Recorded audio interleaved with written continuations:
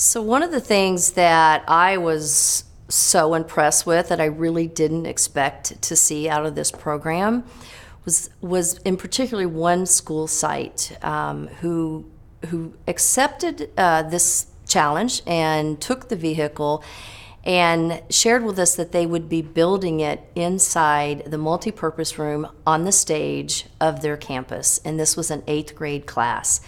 Fairly new robotics program that was getting started there, taught by a science teacher without necessarily the engineering and certainly automotive mechanical background.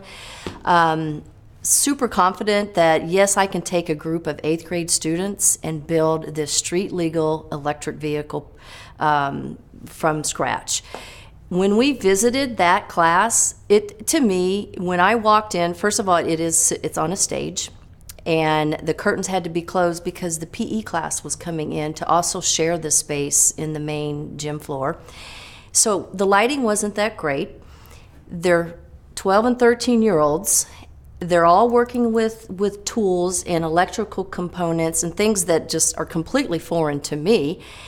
Super engaged. They all looked like they knew exactly what they were doing, until they started to install something backwards. And then the teacher would go back to the manual and then readjust it. But I brought into this tour, I had 2 engineers who serve on my board with the highest levels of degrees running high-tech companies in this community, walk around and first of all looked at the instruction manual and said, I don't know how they're doing this.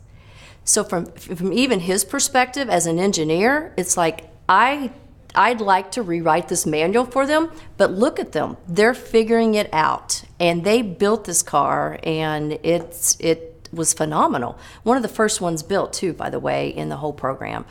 So, again, it's just one of those things that when you walk into these classrooms and you see kids engaged in what seems to be a very complex project, but they have the confidence and they're working through it and they're making it work, and in the end, they have a beautiful result.